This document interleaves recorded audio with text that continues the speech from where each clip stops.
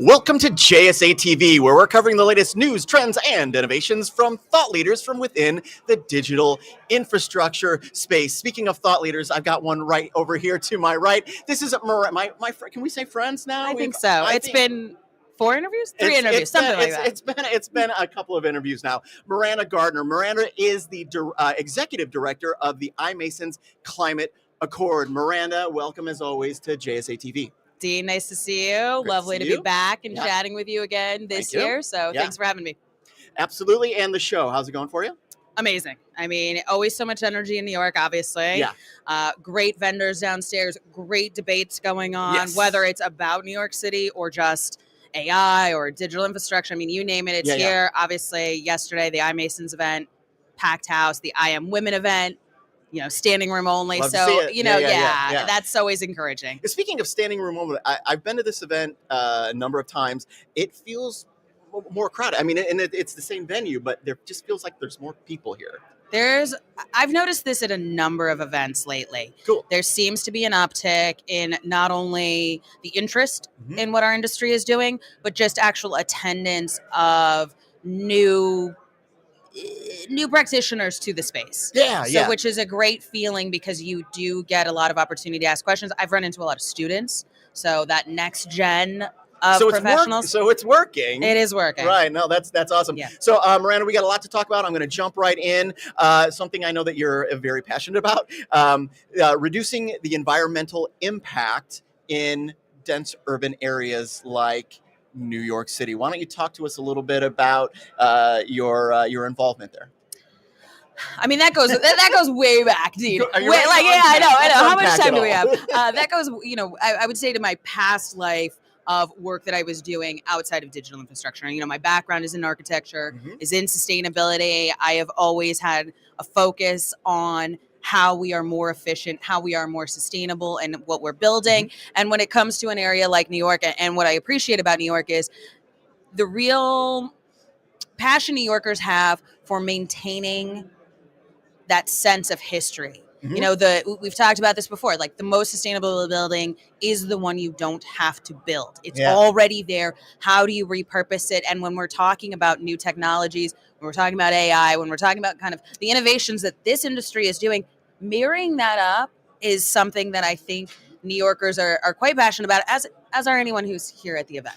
So generally speaking, and I love the point, the best infrastructure is the one that already exists. Making sure that we're wringing out the potential of all of the facilities that we have, and that probably doesn't just stand for New York City, but in rural America, there might be abandoned factories, things like that, where if I'm a data center developer, I might want to go in there and see what the possibilities are. Yeah, absolutely. I mean, power infrastructure is there. Yeah. Some of the warehouses, along the grain belt. We've got, what else? Transmission lines that are not being capitalized on. Again, a lot of this takes a little more time and effort because it's not like for like in terms of the process loads that we have, or again, in terms of what we're looking for out of compute capacity.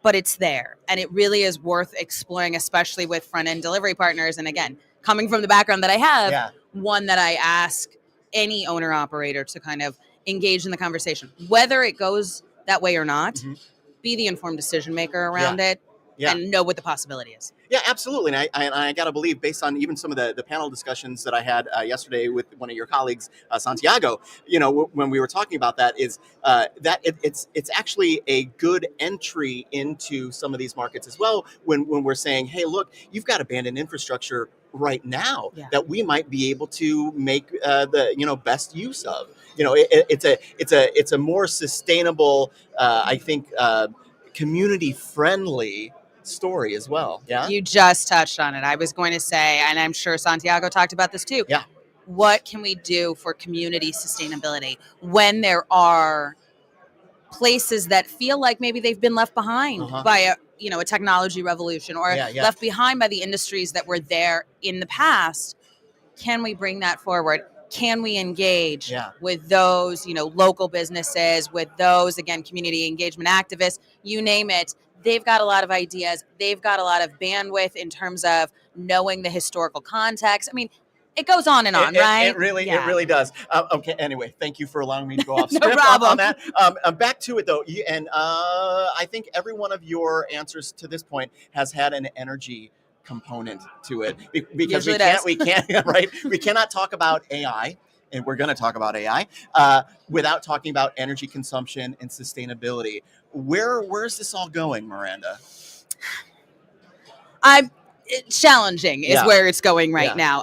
Where we're seeing it, a lot of headwinds in the sustainability space, whether it's the terminology ESG or net zero. I mean, these are spaces where, these are terms that right now are being politicized more than usual. Okay, fair enough. There's still ways to do this, right? I have also seen a number of conversations now about what an energy transition looks like, but almost going backwards. We have recently heard the drill baby drill sentiment. We have recently heard that renewables are not going to be a focus of, even an economic value to somewhere like the US. So again, for sustainability professionals, we have to approach this from what are all the options on the table? How do we look at this from the big picture? How do we look at this and know that something like nuclear is not coming online for several years? It's not happening at the tomorrow. earliest. That's right. Exactly. And so to kind of embrace that there are possibilities and opportunities and ones that we don't even know about. Who knows what the technology will look like in next year, even in 6 months from now? I mean, just take a look at solar panels. I mean, how much more efficient are they now, right? Right. So I find it to be a challenge, but not one that most of us in sustainability are not used to. We are familiar to getting up and having this fight pretty consistently, and we're excited to keep doing it. Well, continue that fight. It's the good one, and we all appreciate it very much within the industry. The iMasons Climate Accord, you focus on collective action. What is collective action? Well, a couple of things, and I'm glad we're talking about this now. If for those who are watching, if you have not seen this, we have finally launched what we consider to be our first cornerstone publication. Really, the foundation of the Climate Accord was a maturity model that Dean Nelson proposed almost 3 years ago. 3 years ago next month. I was going to say next year, next month, about that intersection between energy, materials, and equipment. And in February of this year, we launched that publication. It's about 25 pages. It really is the passion of the ICA as a whole. So that's where collective action is. It was not just Miranda and Dean sat down and decided to do this. Dean and whomever, it was not that. It really came from that idea. Last year, our consultant team, Brightworks, really kind of put the outline together of it. Our working groups got in there, outlined. From that outline, took all of that into the detailed examples, into the criteria that we need to look at for the maturity levels. Our governing body went back and looked at it. Our ICA members, the sustainability committee, and the iMasons. It went back and forth. 3 rounds of review. We had something like over 600 comments. We really did the due diligence to ensure, as I like to say, it's for the members, by the members. I love it. This is coming from everyone who is involved, and more so, and I'll just say thank you to them right now, because something like that really is going to drive now not only the people involved in the Climate Accord, but we're hearing this now from other sustainability like-minded associations, the ones that we are in strategic alliances with, whether it's Open Compute or Green Building Initiative, RICS out of the UK. These are the places where we are now reaching out and expanding how this can influence, and how vice versa, we can be a complement to the services or the teams that they have out there. Well said. And honestly, Miranda, we at JSA, no, but for real, we at JSA, thank you. we could not be more behind your effort and your passion and your direction. So from the team back home at JSA, thank you very much for all of your work, and thank you very much for being with me today. I appreciate it. Always. Thank you, JSA, and of course, Dean. Always have a good time chatting with you. So appreciate the time today. Thank you, Miranda, and thank you, viewers, for watching JSA TV. We'll see you very soon.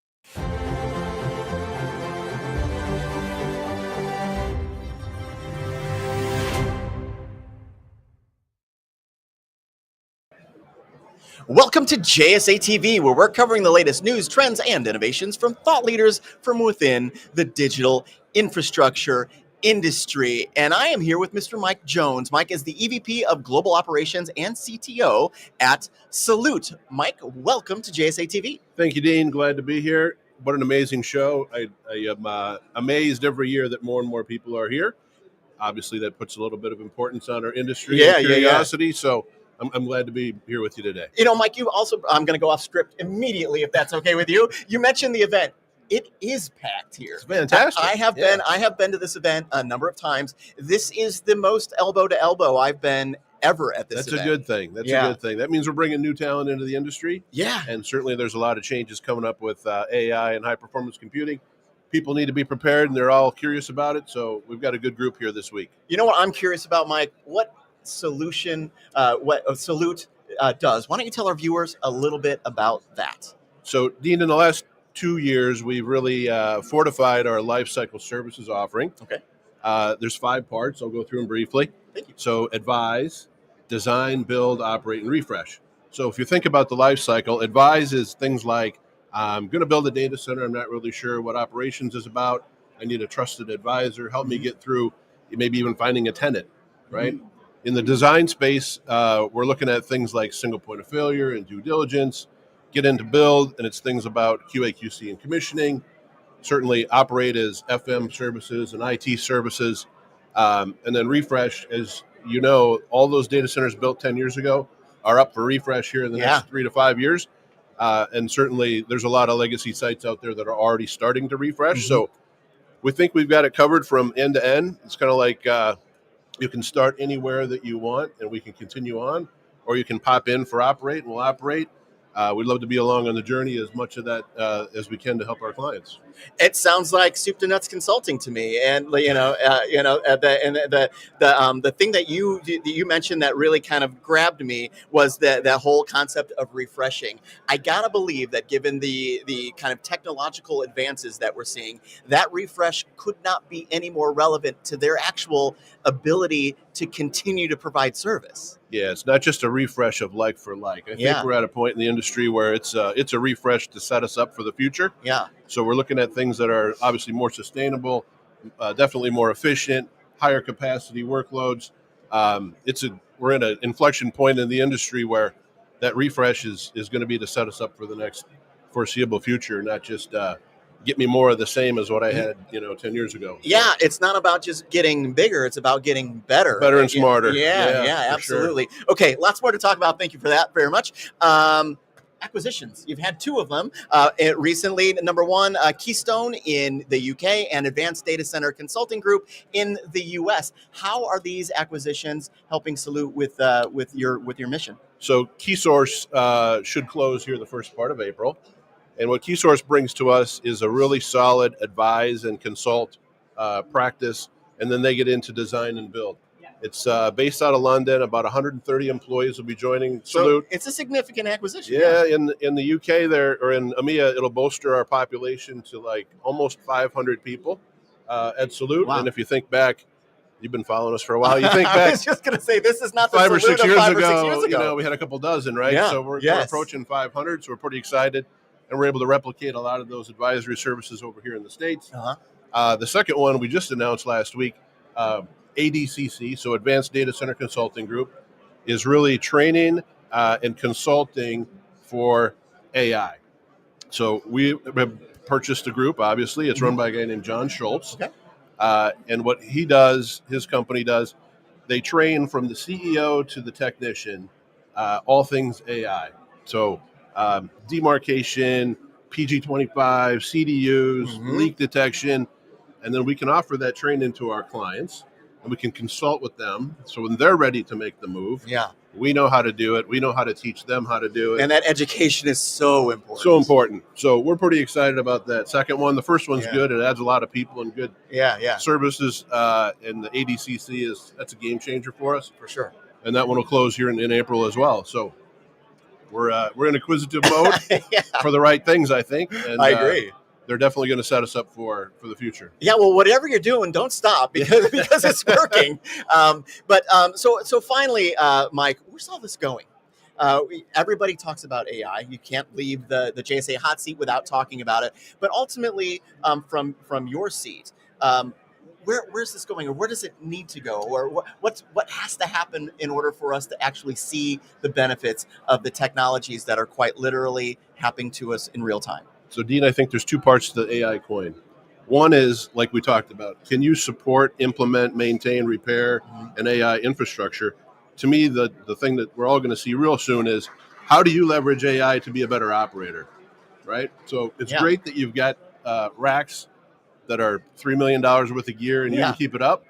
What are you doing to improve operations with AI telling you what the trends are, when things are going to happen in the future, predictive maintenance, potentially virtual plant operators? That's the intriguing part is we're able to support it. How are we going to best leverage it, and how are we going to make ourselves different? So I like both sides of the story, and we think we're on the right track. So you've got a great story, and I appreciate your being here. Thank you very much. You bet. Thank you, Mike. And thank you, viewers, for watching JSA TV. We'll see you very soon.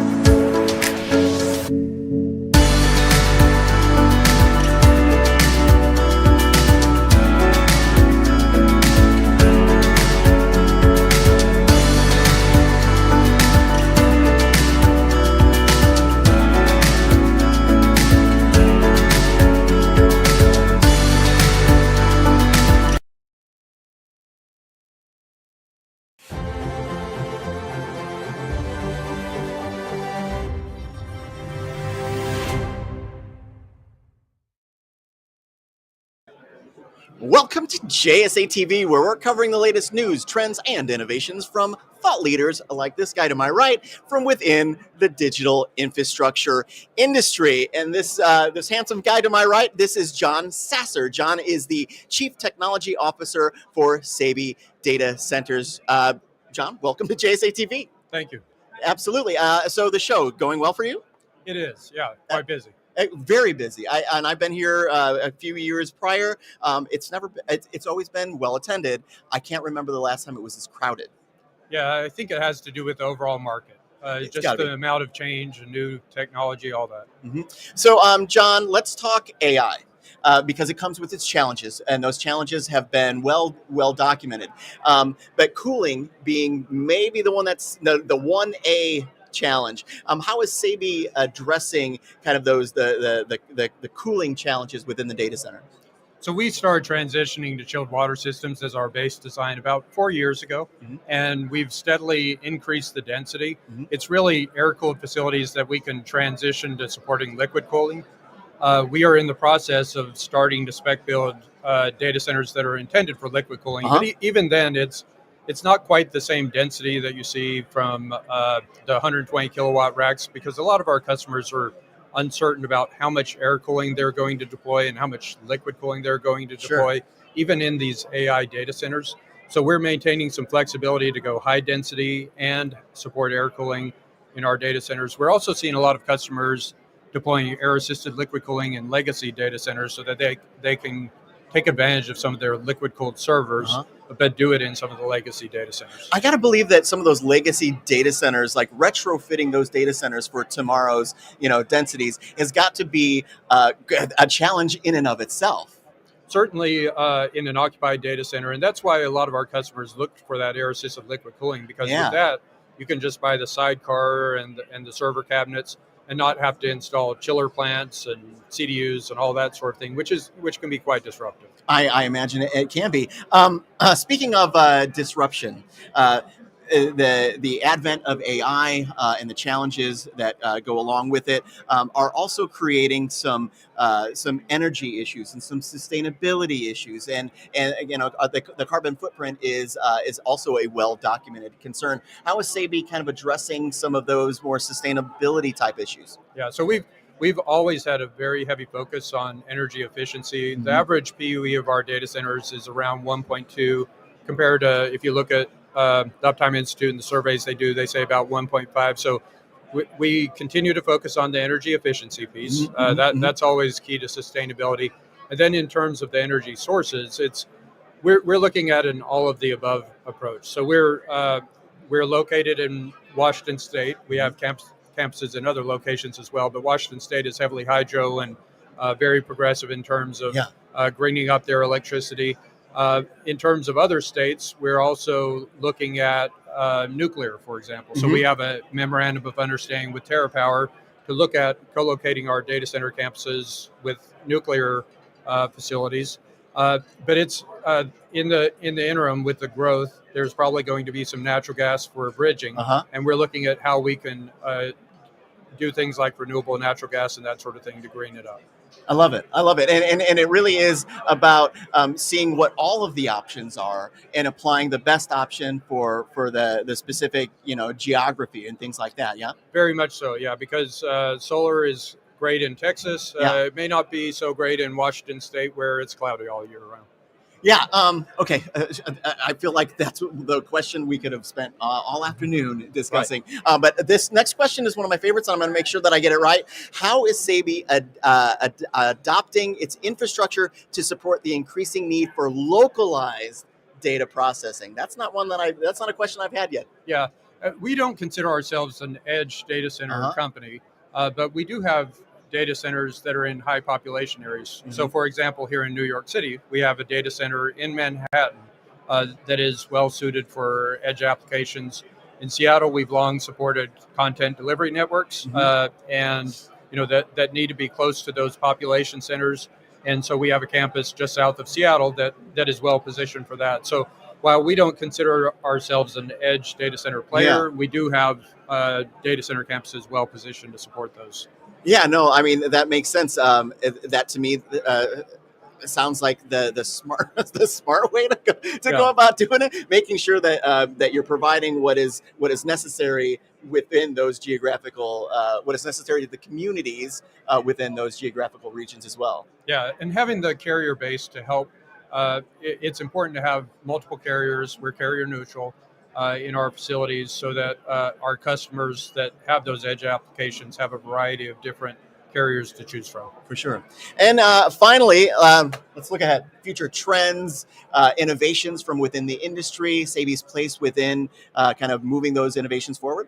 So we are trying different technologies as it relates to liquid cooling. We're learning. We're all learning as an industry. Yeah. And we have the benefit that we have various customers taking somewhat different approaches. We learn from those customers. We learn from the engineers. They're able to learn from us. The technologies keep evolving, keep getting bigger. Yeah. So there's more medium voltage.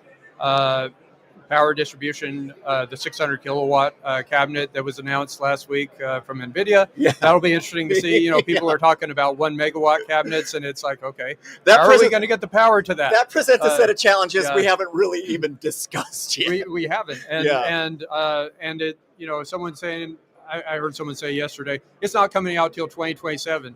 I'm like, we're designing data centers that for feels delivery like in tomorrow. Exactly. So, and how are we going to get the power to them? Yeah. So it's I come to these conferences and there's new CDU manufacturers every time that I come. There's a lot of AI applications that are targeting how do we operate these data centers better. So there's a ton of stuff out Isn't there. it interesting how AI is helping to solve the challenges it created itself? Well, and with some of the complexity that it's bringing, you almost think that it has to. It has to. It has to be its own solution. Right. Yeah. Right. John, that's another conversation, maybe for another time. Let's do this again sometime. Yeah. Sounds great. All Thank right, you. John. Enjoyed Thank you very much, and thank you, viewers, for watching JSA TV. We'll see you very soon.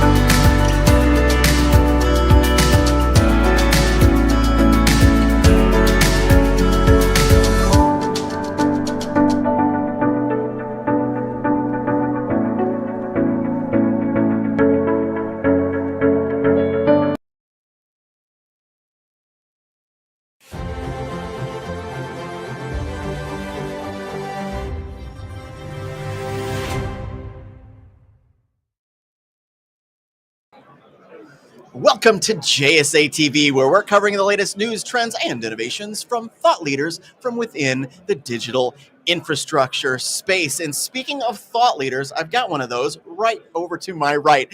To my right is Mr. Tom Wilwert. Tom is the EVP of SVL Data Center Cooling. Tom, welcome to JSA TV. Hey, thanks. Great to be here.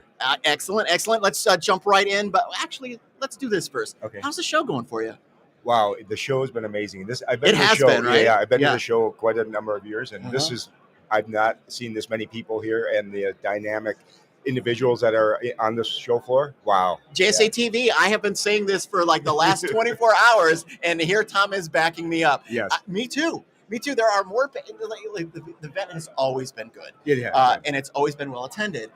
I've never seen this many people here before. Yeah, and the excitement of looking at new technologies and what's coming, and everybody is showing interest in wanting to meet with vendors and hey, what's coming next? Help me, look down the road, and it's been really a neat. And event. you're one of the neat people who are here, Tom. So let's get into Okay, it. So we have been talking a lot about the challenges around cooling. Yes. And that's you sit right in the middle of addressing some of the challenges around cooling. Is that correct, Tom? That is correct. Why don't you tell our viewers a little bit about you? Okay, sounds good. So SVL, we've been in business 58 years. Is that all? Yeah, that all. We're a manufacturer's rep, and we have over 150 product lines. And this company is a whole bunch of engineers, and even the owners are engineers, and they all geek out on providing cooling solutions and solving problems, and in the end, mitigating risk for our clients. Yeah. No. So let's. So some of those solutions. What do they look like? I mean, are we liquid cooling? What are we doing over there? Yeah. So air cooling's not going to go away. Sure. But liquid cooling is definitely going to be in the play from now into the future. Yeah. And you see what NVIDIA has come out with the high density GPUs, and I mean it's crazy. So guiding clients through that process takes some engineering skill sets. Yeah. And we are a kind of company that will work with our clients to say, what are you trying to do? Show us what you're trying to do. We will walk them through the process. And because of the lineup card that we have, we can offer them different avenues that they can go down. So it is truly not a one size fits all. It is not scenario. And the other thing too is we have existing legacy infrastructure. Yes. That was built 25, maybe more years, maybe 58 years ago. Yeah. We have infrastructure that was built a decade ago. We have infrastructure that was built 5 years ago. All of it in various sources of needing to be retrofitted in some way to meet the new technologies, and that includes cooling. Yeah, that is definitely a true statement, and that's where working with somebody like us and our highly skilled team of engineers come in, because there are constraints when you're working with an existing building. There might be space constraints, there might be power constraints, there might be load constraints as far as how heavy can our rack be on their floor. And that's a thing. It is, yeah. And so we are just so involved in the cooling industry. 58 years of it. We really know what we're doing. We know if we don't have the answers, we know where to get them, and we always are helping our clients look forward and what's the next steps? How do you do this? How do you do it where it's feasible, and how do you do it where it makes sense for you? And we also try to future-proof them as well if we can. Okay, now you're segueing better than I could ever segue from one question to the next. But we're going to talk about future proofing. But I want to expand the question just a little bit. Been in business for 58 years. Yeah. In an ideal scenario, what does the next 58 years look like for a company like yourself? Yeah. So as we look into the future, and that's what my role is to take us to that next step, because our clients depend on us. Yeah. I see certainly there'll be some form of immersion cooling, probably not exactly where it is today. And also there's going to be, and it's just inevitable, we're going to do more on the heat reuse side. So when I'm fascinated Yeah. by this whole topic. Yeah. Yeah. So okay, I'm going to go off script just for Okay, one moment. yeah. We've got 30 seconds Okay. here. But to what extent are these new technologies a reality in the data center today, or even in the data centers that are being built today? Is immersion cooling a real thing in new data center builds? I would say people are not going down that path just yet. Yeah. I mean, first of all, liquid in the data center space scares a lot of It's people. weird. It is. And so we have very good partners that we're working with right now, Yeah. and they've developed technology that will allow some liquid cooling along with immersion cooling, a Yeah. combination, a hybrid. And I think that that's probably going to be a way to go. And it's still in a standard server rack Yeah. type of an environment. And so it's something that they're still used to it. That the tubs and stuff of immersion, it's a different ball game for some people. Yeah, right. It's not like a great big Rubbermaid tub full right. of water, right? Right, no. Exactly. Yeah. Anyway, Tom, I feel like I could speak to you all afternoon. Unfortunately, that's our time. All right. Very good. Thank you so much. You Appreciate bet. it. Thank you for being here. And thank you, viewers, for watching JSA TV. We'll see you real soon.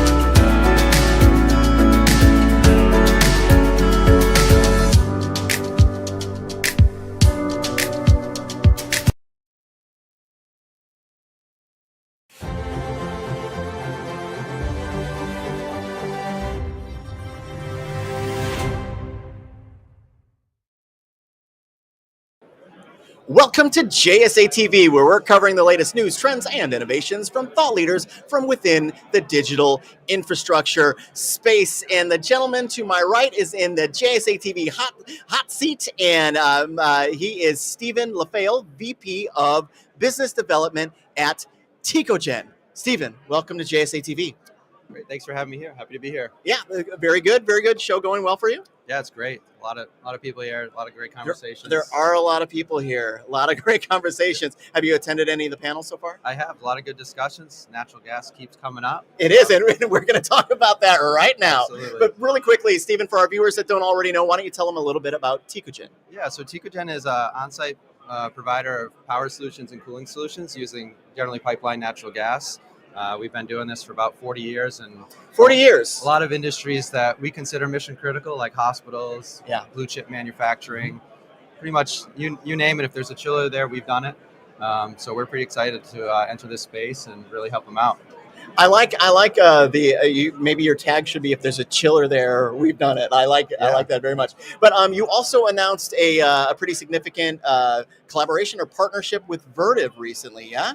Absolutely. Tell us a little bit about that. Yeah, we're super excited about that. Obviously, Vertiv is a huge leader in the data center space, end-to-end solutions, whether it be electrical or thermal. So I think they really see a value in bringing our product to the table. Mm-hmm. Obviously, a bunch of their customers are facing power constraints, right? Mm-hmm. And they're looking for creative solutions. Mm-hmm. And I think really what we're going to see is a combination of electric chillers that Vertiv would provide and natural gas chillers from Tecogen. And then we could really start to address that peak PUE problem, mm-hmm. right? Because there's been this huge focus, rightfully so, on getting your annual average PUE down. Tremendous progress. But if you listen to some of the peak PUE numbers people are throwing out, they're still pretty bad, right? So even though you're only using mechanical cooling for a pretty short time of the year, you have to allocate that power for 100% of the year. Yeah. And you can't use it for IT. You can't lease it, right? So that's a huge revenue constraint that people have. That's an amazing segue to the next question: energy and sustainability. Tecogen, where do you guys land in that discussion? Yeah, I think so. We're pretty new to this space, but I think what you're going to find is because of the power constraints you see, you're going to see a lot more of us out there, right? You're going to, as the data center industry starts to embrace natural gas because they have to, right? Yeah. They're going to start looking for more creative ways to leverage it, and that's where I think we're going to come in. You're going to see a lot more cooling solutions on natural gas. Yeah. Obviously, there's a lot of talk about power solutions, but I think there's a lot of different ways to leverage natural gas and do it more. Okay, we're speeding right to my favorite question of the entire interview. Natural gas, is natural gas at odds with the sustainability goal? Yeah, very good question. So I think I knew you'd like it. Yeah. So I think we all can agree natural gas is a bridge energy source, right? But we've been on this bridge for 30 years, maybe 40 years, right? And natural gas has been the backbone of pretty much virtually all data center growth for the last 20 years. Right. So the question is really, okay, when is the nuclear going to get here? Yeah. Right? Is that 5 years? Is that 10 years? I don't think anyone really knows.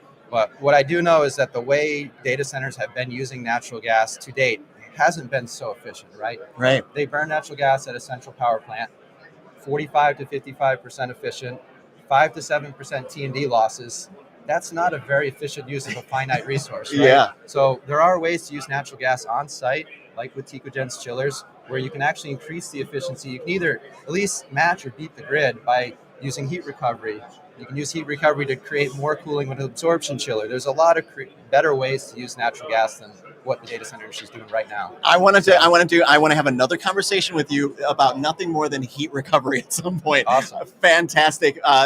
Thank you so much for interview number 2. Yeah, no, outstanding. Let's do this like in a year and talk more. Yeah. That'd be great. Stephen, thanks for being here. Yeah, thanks for having me. Appreciate it. You bet. And thank you, viewers, for watching JSA TV. We'll see you very soon.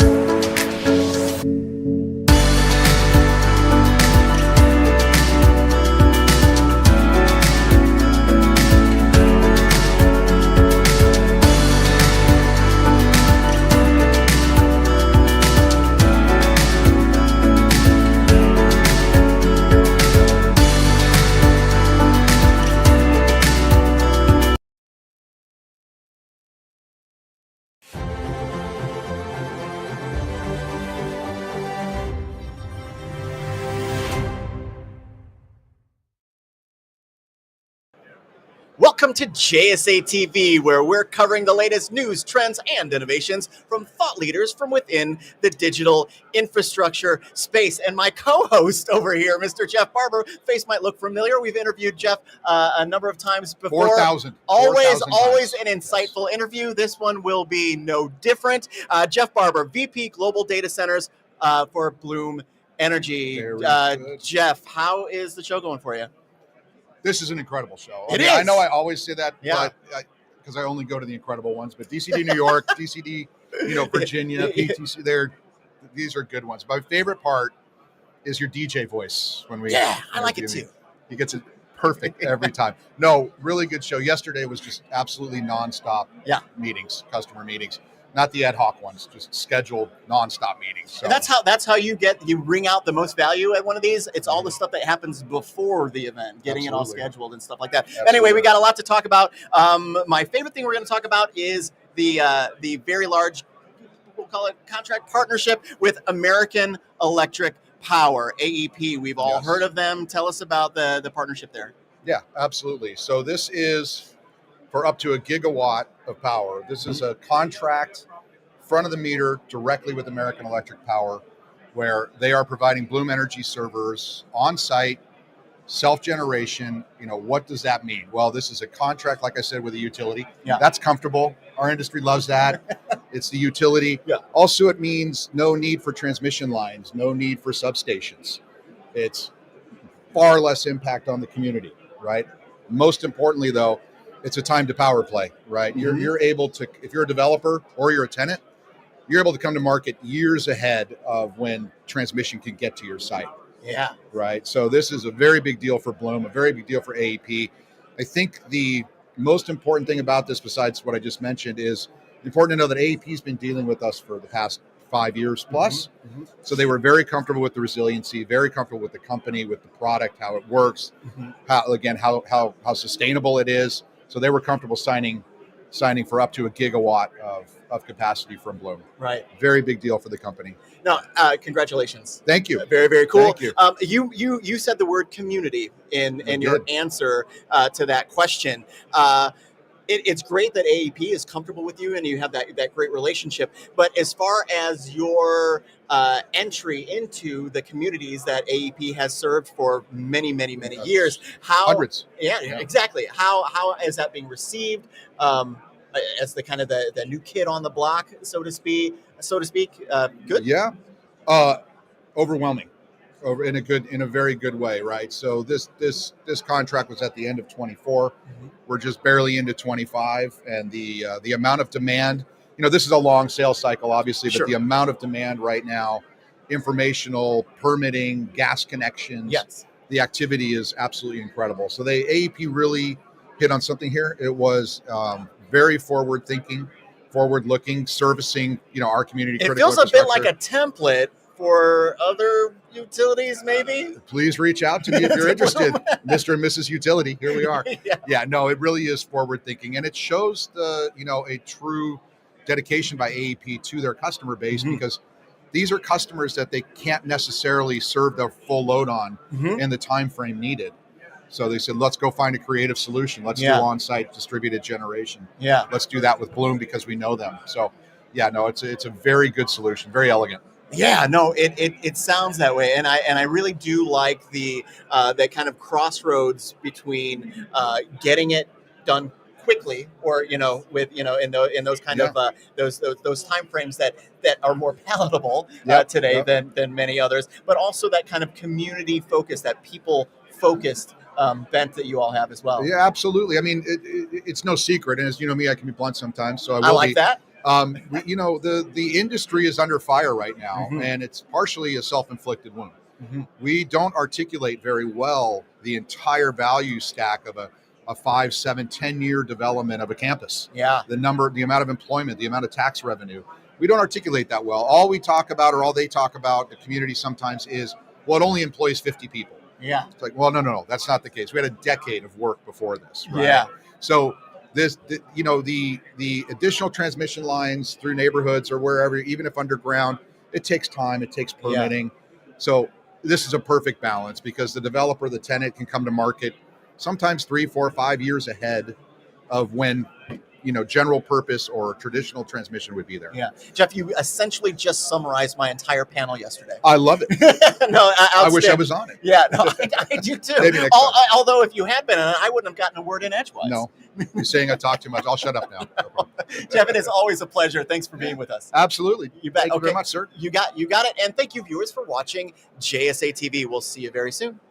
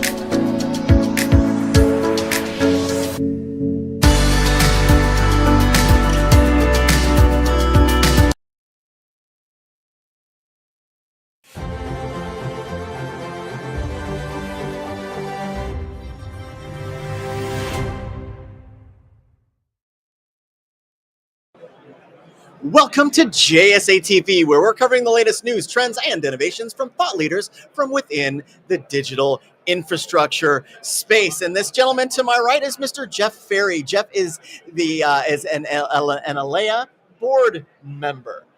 Correct. Excellent. I got it. Saying Alea Right. sometimes makes my tongue go. It could be Alea, could be Alea. You know, it's like, Anyway, I got think it. you go by any name. I got it right. Alea. Yeah. Awesome. So, number one, Jeff, how's the show going for you? Fantastic. It's always good to come here. We've been here a number of years, kind of not only kind of looking at some of the vendors and trying to improve the platform with like different products, but also the networking and and kind of the opportunity to kind of find out what other people are doing at the same time, right? Learning from others is always good. And there's a lot of other people here, a lot of right? other people to learn from. Yeah. So let's get into this real quick here, Jeff. Recently purchased some transformers from WEG for your Sao Paulo site.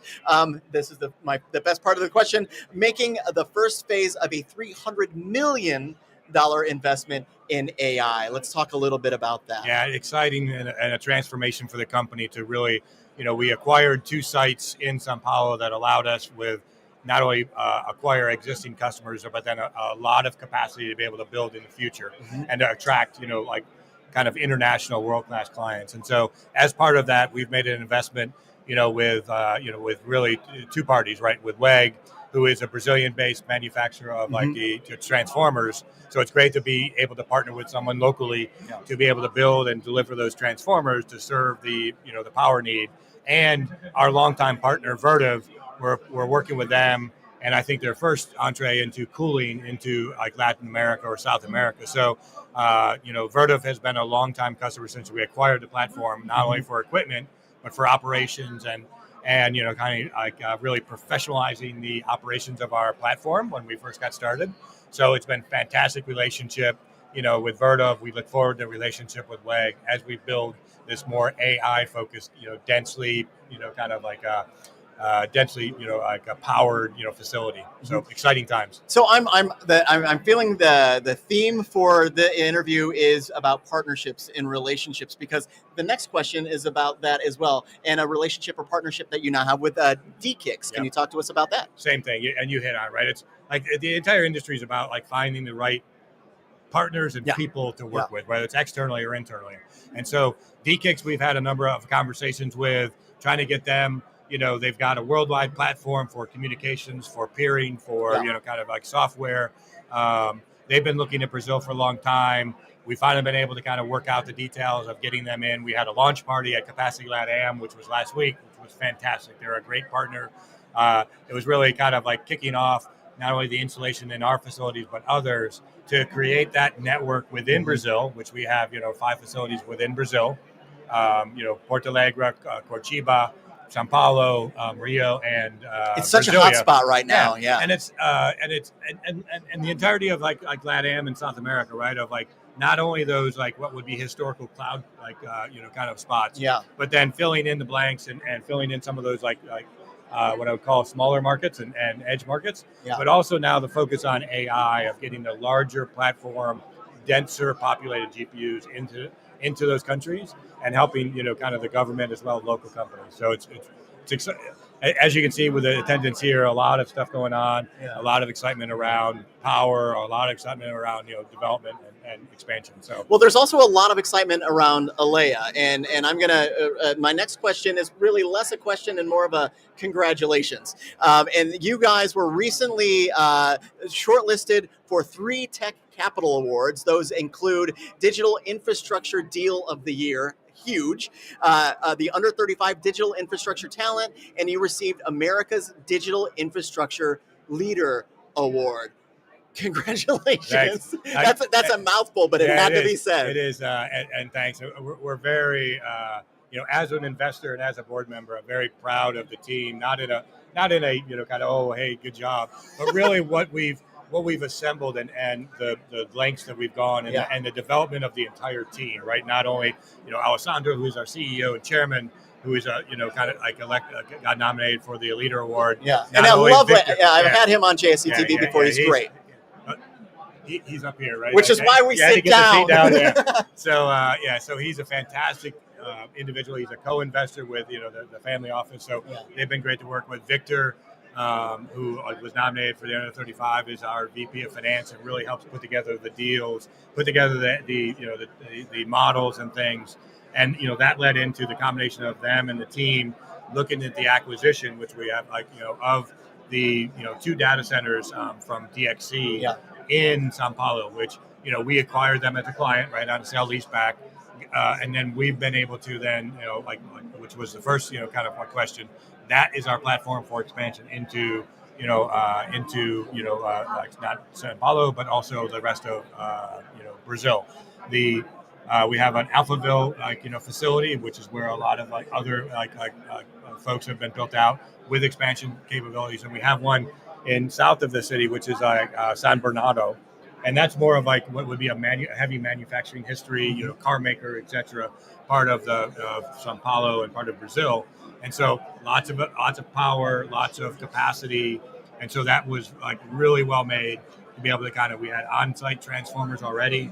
We're going to bring in more. We're going to have enough to have a really large campus there, that's more AI focused. So, exciting times for the industry, exciting times for, Brazil as Brazil has obviously a lot of, things going for it. Green power, right? Sustainable, 90% of the grid is green, right? And lots of power capacity. So it's not like they're tapped out and then go need to see more. We have a lot of capacity in the grid that we can access, that we can use, and then, help fulfill not only ours, but the industry's, sustainable efforts when it comes from energy usage. So a lot of good things. And we're only in Brazil right now, but looking at potential other opportunities outside of Brazil, but plenty to keep the team busy in Brazil. It certainly sounds that way. Jeff, thanks so much for being here today. We appreciate it. Hey, pleasure. You bet. It's You been bet. fun. And Take thank you, care. viewers, for watching JSA TV. We'll see you very soon. Thank you.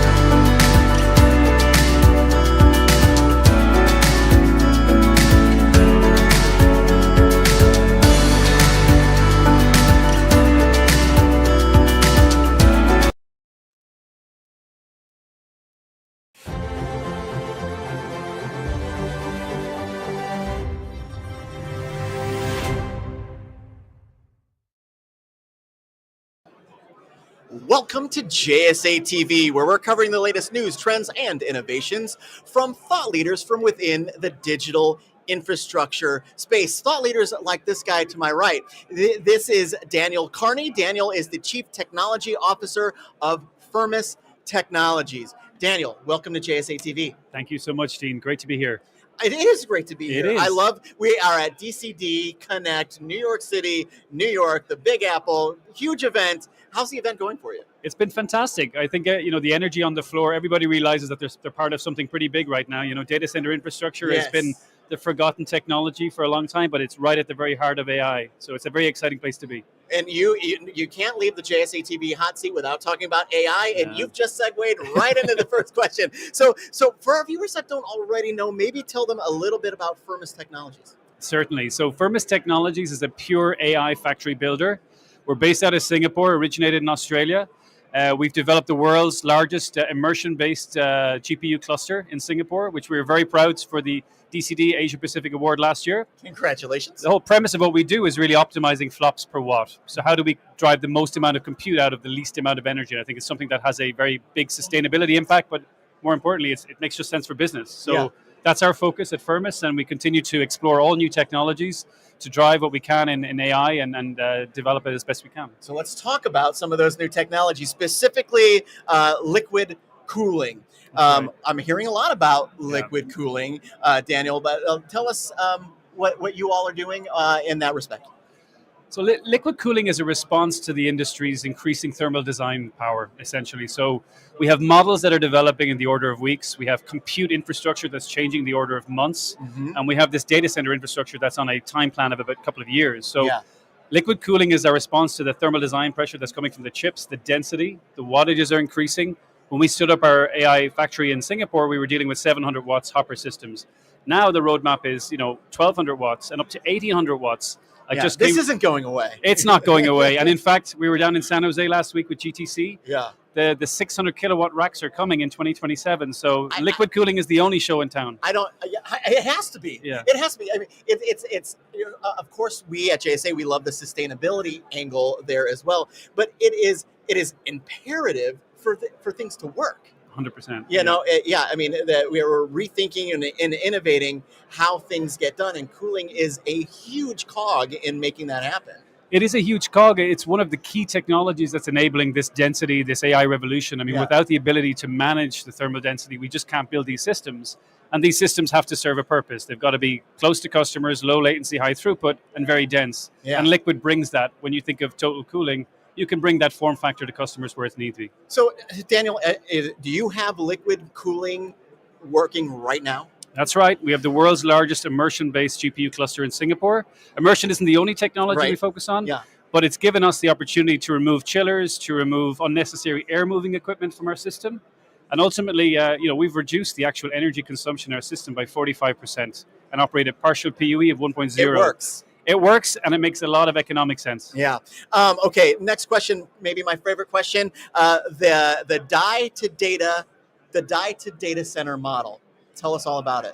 So the die to data center, silicon die to the data center model is an engineering philosophy and thought process that we think about at Fermis. So when we're trying to develop what customers want, which is ultimately flops, computation output, we're looking at every single touch point where energy is consumed in the system, literally from the silicon die through the network fabric, the data storage, the thermal management solution, the power right through to the data center.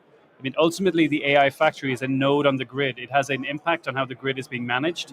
And also internally, it's consuming energy at many touch points. So we use silicon die to data center as a way for us to think about optimization opportunities, efficiency opportunities that will compound at scale. Yeah. So it's as much a way of building as it is the way we treat the problem as more of a system level problem rather than discrete technologies. I love it. I love it. I mean, to me, like I hear sustainability play when we're talking about that. But obviously the efficiency. It also feels like it's the only way that you can do this at scale and see the benefits at scale. It's got to be. I think the industry is realizing that we're having a significant impact on our electrical grid, our electrical consumption. Yeah. It's got to make business sense. There's a race to the bottom with compute infrastructure in terms of trying to drive down the token cost. And data center infrastructure is part of that conversation. So we need to be thinking at every moment, How do we optimize every technology choice we're using? How do we drive down the energy, the total cost of ownership? These AI factories are very complex systems, and we need to treat them like machines. Just like the miles per gallon in your automotive car, right? We know that the distance is the important part for you, and how much power do I need? It's flops per watt. Yeah. And we're looking to optimize and drive efficiencies and be the world leader in developing AI factories that are the most sustainable. And what I like, or the message that I'm hearing that to me feels very unique, is that this is a very AI centric process or mission that you have. This is about making this a reality in the most efficient way possible. That's what I'm really hearing from you. You're right. AI factories are distinctly different than data center constructs in a number of ways, and a lot of people don't understand that. They do. I think there's a kind of an appreciation that data centers are just racks and stacks of storage and compute and network. But when you want to operate a reference architecture design from an NVIDIA, an AMD, or any other silicon provider, you need to optimize everything, because GPUs communicate with GPUs through the network. There's a minimum communication fabric that's required for that to happen. Mm-hmm. Therefore, there's a minimum viable compute unit. And that unit is no longer a compute tray or a rack. It's actually at scale of the order of 2,000 or 4,000 GPUs. It's at AI factory scale. That's why the system level thinking has changed. That makes a lot of sense to me. The one thing that maybe there's a bit of an information gap, even for myself, and that is like the actual practical application of AI. Can we talk about that for just a moment? Like if I'm a business and I'm thinking, I know that this is coming down. I know that it's going to have a significant impact on how I do business and my business perhaps viability. What do you tell a business like that? What do they need to do now to prepare for that very, we'll call it near-term reality? Yeah. I used to work for Amazon Web Services prior, so I was very much at the front of conversations when it comes to the aggregation of enterprise data, making use of your data. How do I use that to best effect in my business so that I always retain a competitive advantage? Artificial intelligence is an augmentation of what the data layer is. It's using your specific data to drive better products and services for your customers. Mm. And that's where this retrieval augmented generation capability, getting in touch with your sovereign data and using that. And that has a national story as well. There's national countries looking at that as well. So the AI, companies I think are in very different phases. Like they're still trying to figure out, first of all, getting their digital strategy in order. Then they're asked to implement these models that are changing every couple of months. Yeah.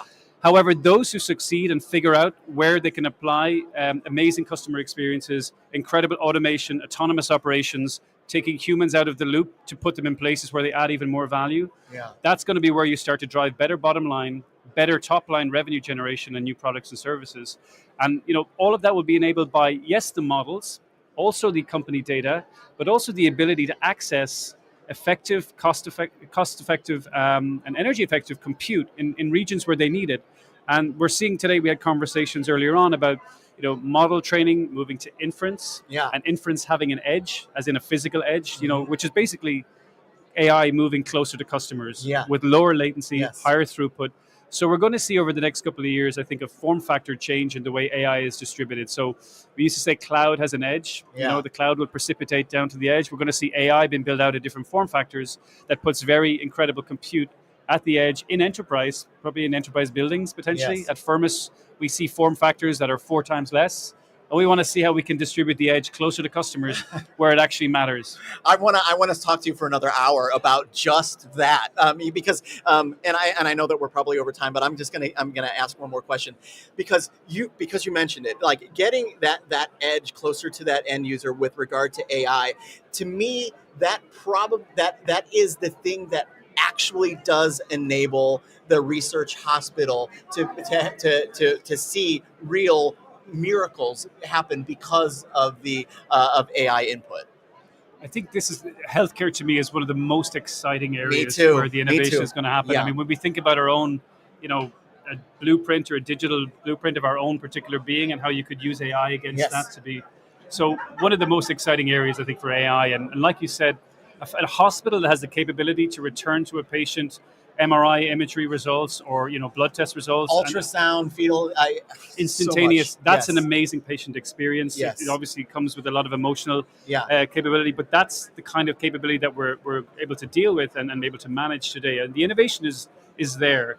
There's a lot of questions obviously around governance, but the ability for the infrastructure to be part of a facility or a building with the compact form factor, energy efficiency, and to provide that is really where we're going to be. And it's going to be an exciting couple of months. It really is, and there's a sustainability play there too by using the existing infrastructure, those existing facilities to facilitate the compute, right? I mean, that's right. It doesn't have to be a data center as we understand it today. No, it doesn't, but it does require an upskilling or a capability within companies to understand what are they tuning their company for. If you're in the data center space, then if you're playing in AI, you need to understand that the metric is really the computation output, the ability for you to do it within a form factor and a power envelope that may be restricted. Yeah. Living in Singapore, very limited in power, limited in land, and we don't want to use much water. Mm-hmm. Those are the three areas that we want to optimize for in our space. In other regions, there's not as much restrictions as on that, but we have geopolitical challenges with AI diffusion. We're seeing countries trying to invent and be innovative around how they're using their GPU capacity today. Because if you're not using it and you're not securing sovereignty and your digital workforce build out capabilities, that's going to leave countries in a challenging position in the future. So it's a very exciting space on a number of fronts. For sure. Let's do this again sometime. Yeah. Awesome. I'd love to do. Daniel, thank you so much. Thank you so much. You bet. And thank you, viewers, for watching JSA TV. We'll see you real soon.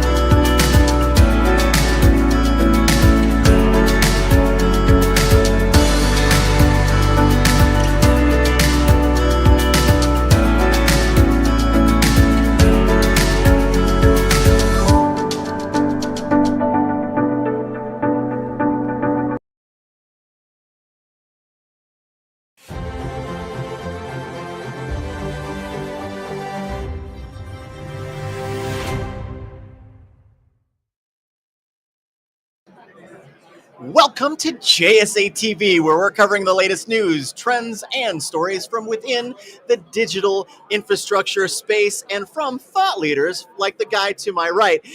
This is David Metler. David is the EVP of Sales and Marketing for T5 Data Centers. And David, you're no stranger to JSA TV. So let's have a little fun, shall we? That sounds great. All right, let's start with, how's the show going for you? The show's great. I mean, it's funny. I think this is probably year 20 for me here at DC. Going up and down the elevators, I just think about, the years that have gone by that I've been attending the show at this venue, and it's probably more crowded than ever. I've been saying that, JSA TV viewers, I've been saying this for the last 2 days. I feel it. Yeah. I feel it. Yeah. And it's probably in part, I believe it's probably in part, because there are all of these other ancillary companies and innovators that that are coming forward to support the digital infrastructure industry. So there's just more of us. That's exactly right. If you look at the floor, it's not just equipment vendors with their booths. Yeah. It's conversations from the whole ecosystem within the data center space. And it's really quite dynamic. And it's a reflection of what's going on in the space, the strong demand component. And T5 is a key piece of that ecosystem. For our viewers that don't already know, maybe talk a little bit about T5. Sure. So T5 is, we like to say we're 3 businesses, 1 promise. We develop data centers, so we buy land and we build data centers and lease powered shells and turnkey facilities to our customers. We construct data centers. We have a general contracting business where we build data centers from the ground up and have a whole portfolio of construction services we provide, and then we operate data centers. So we operate data centers for our development business, and we operate data centers for our third-party customers, both in the U.S. and in Europe. And we're growing across all 3 lines of business. We're growing like crazy right now, and it's exciting because we're seeing demand across. There's really 3 customer segments that we serve. So we service the hyperscale community, and across all the hyperscale customers, we're working with them through our 3 lines of businesses. We service developers and investors. So as more and more new entrants come into the space, whether they have land and power or capital, and they're looking for partners who have credibility and expertise, we've been able to step in and support them, and we've been servicing the enterprise space. I think of them as sort of like Fortune 100 companies, large retailers, financial services firms, and other technology providers who may still retain data center assets, and they need partners who can operate those assets and help maintain them and ensure that they're prepared for the next generation of IT infrastructure that's going into them. David, if there were a middle to this ecosystem, I feel like T5 probably sits somewhere right in the middle there. It's actually very unique. I mean, we're the only company that is structured the way that we are. Yeah. And it grew about organically, but we've kind of reached this escape velocity where each of the lines of business is sustaining in and of themselves. But when you integrate them together, it's really powerful for the delivery and the solutions we can present to our customers. It does feel like you would be highly capable of providing more of a consultative approach across all 3 of those lines. Well, the big thing that we like to say is we think and we act like owners because we are owners. So when our development business buys property and when we build for ourselves, the construction and the operations business lines, they support the company because they own the infrastructure, they're part of it.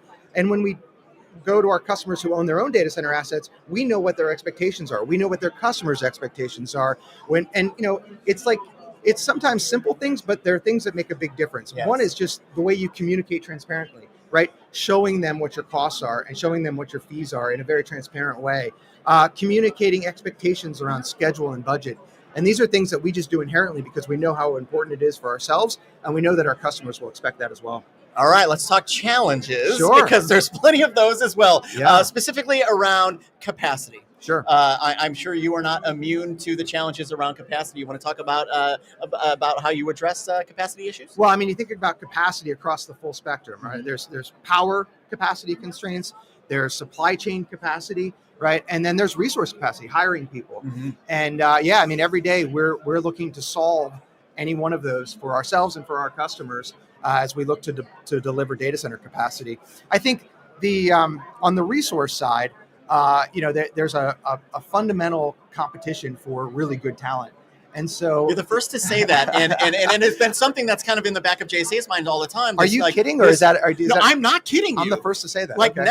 the next gen workforce, and making sure that we've got well qualified, maybe even passionate workforce is very, very important right now. I don't think we talk enough about it. I mean, JSA does certainly, but you're the first to mention it in the seat today. Well, it's incredibly important. As you know, as we think about the growth of our businesses, it's about having really good people who understand the vision, and they are aligned on the services that we offer to meet schedule, budget, and de-risk the execution for our customers. That's it. And the we think about it in a couple dimensions. I mean, first, you've got recruiting, right? Because of the fact we've been doing this for nearly 20 years, we have deep recruitment channels across the country. Then it's about onboarding. So you get the right people and you bring them on, you train them, and you put them in a position to succeed from day one. And then it's about really extending the culture, not just within, say, the corporate headquarters space, but extending the culture to the field. And we're very intentional about how we do that. And we're always thinking about how can we ensure that we call it the magnetic culture of excellence. And the idea of magnetic is that it's attractive, right? It attracts people to us. You're such a good marketer. Well, thank you. I'm trying. I love it. But the magnetism is, I like to think it's real, right? There's an attractiveness both to people, to us, and to us, to our customers. And so, being thoughtful about it and intentional about, hey, how do we extend the culture to new people who, as we grow, we're hiring new people. How do we extend the culture? How do we make them feel like they're really part of it? And how do we retain? Those are things that are on our mind every day. You've been doing this for 20 years. How has AI?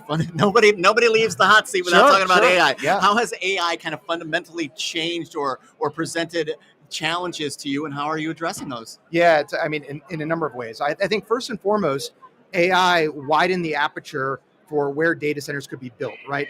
No longer are you just constrained to the primary data center market. So we saw that the primary data center markets were just getting bigger and bigger, right? And power was being constrained. And now AI said, hey, you know what? We can be outside of those primary markets, right? So that's one thing. I think the second thing is from a power density perspective, right? AI is driving more dense data center development. And look, I mean, it's one of the when you talk about challenge, out at GTC last week, the CEO of NVIDIA said, we're going to see in 2 years, 600 kilowatts of cabinet. You are not the first person to say that in this seat. No, right? I know, it blew my mind. Right, and speaking with the team from NVIDIA out there, they said, yeah, we're trying to figure out exactly what's going to look like in implementation and execution, right? And so for us, we're trying to make sure that we understand our customers' requirements, that we can be flexible with our delivery models, and so that we can accommodate. Because now it's not just, hey, here's a specific design that everybody's going to. It's we need to be able to meet design requirements as they're expanding and changing. And it's, like I said, it's dynamic. Well, we're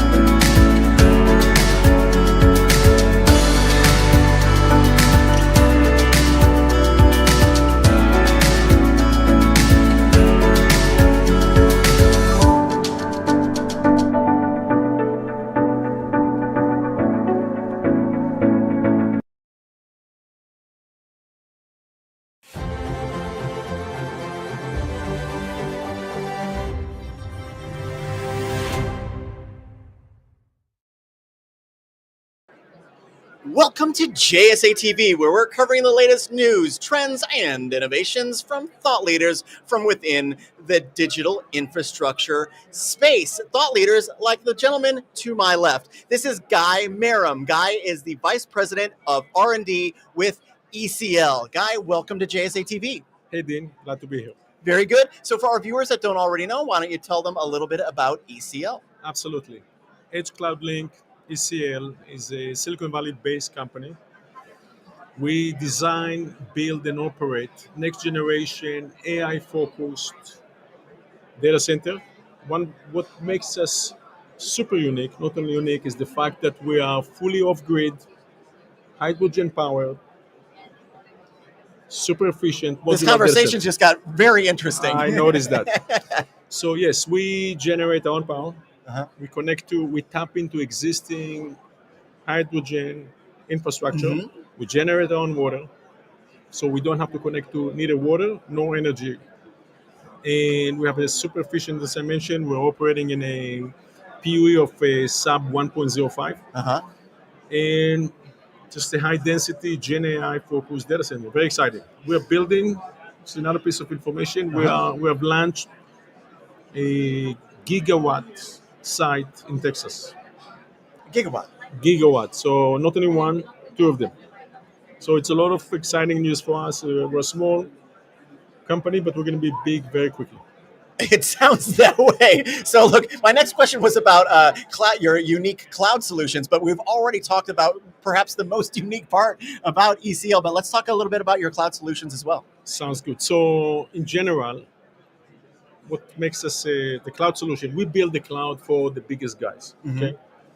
So what makes us special is the fact we can build data centers super quickly within less than 12 months. We commit to 9 months from the time you place an order to the time you have a working data center. That's like a day in our industry. Exactly. It's a huge advantage in the AI world because right now when you start launching a data center for the next 3 to 4 years, nobody really knows how it's going to look like 3 to 4 years from now. With us, it's 9 months. Before blink of an eye, you have a working data center. So you can configure it. It's highly modular. So the way we operate or the way we design it, we build a 1 to 2 megawatts building block, and we just duplicate it over and over. It's like building a car. Okay, hand it to our construction team, blueprint, go ahead and build it. So this block is configurable. You start a certain configuration right now. You want to migrate, you want to scale up, you want to scale down, you want to add features, easy. So we have a customized, configurable solution, easy to launch, fully sustainable, and super cost competitive. Cost to operate is as competitive as everybody else, and not cheaper. And as I mentioned, very efficient in terms of operation. So we're talking about sub 1.05 PUE. Okay, it is obvious to me the sustainability play that you all have. Was that part of? I mean, in the company's inception, was it like we are going to do this wholly sustainable? Yes, absolutely. But that's part of the original company mission. However, less than a couple of years ago, when AI was launched by ChatGPT, we're no longer talking to sustainable management and corporation. We're talking to the biggest guys who wants data center yesterday. Yes. And we're one of the few, if not the only one, game in town that can give you data center very quickly. We have access to energy, and we can build a whole data center within a few months. So. And correct me if I'm wrong. These are modularly built data centers right at the end user edge or the customer edge. So we build it on our site. We launched a site in Houston, Texas. And these are primarily AI factories. So they can be anywhere. Very cool. Okay, so with that, thank you very much for that clarification. Other trends. I mean, I hope that this renewable energy, green energy, sustainable energy trend continues. It's had some ups and downs recently, but tell me, what trends? What are you seeing? What do you hope to see? Obviously, we want to see complete migration to green hydrogen, fully sustainable. We're going to start with the blue and gray, migrate to blue and green, and then down the road with green. Again, this is not the top of mind of our customers. Right now, give us a data center. We need it right now. Yeah. Yes. But we allow them a path to fully sustainable solution, and that's highly valued by the customer. It sounds like the smart way to do it. Absolutely. If they need it right now and you can provide it right now, let's do it right now. But let's give that option to get it greener over time. It's a no-brainer. It's a why not. It's easy to say no to something like that. Yeah, I'll give you a full migration plan. Excellent. Guy, thank you very much. Absolutely. Thanks for having me. Thank you. Of course. And thank you, viewers, for watching JSA TV. We'll see you real soon.